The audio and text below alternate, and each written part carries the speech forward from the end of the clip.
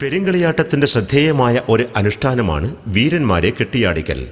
ഒരുപാട് വീരന്മാർ ഉണ്ടാവുമെങ്കിലും ആഞ്ജനയ്ക്ക് വേണ്ടി 1-2 വീരന്മാരെ മാത്രമേ അരങ്ങിൽ കെട്ടിയാടാറുള്ളൂ.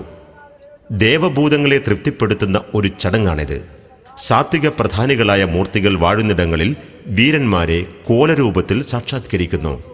മറ്റു തമോ ഗുണ പ്രധാനങ്ങളായ കാവുകളിൽ ബലിതർപ്പണം, തേങ്ങയേറ്, ഗുരുസി എന്നിവ കൊണ്ടാണ് ഭൂതഗണങ്ങളെ തൃപ്തിപ്പെടുത്താറ്.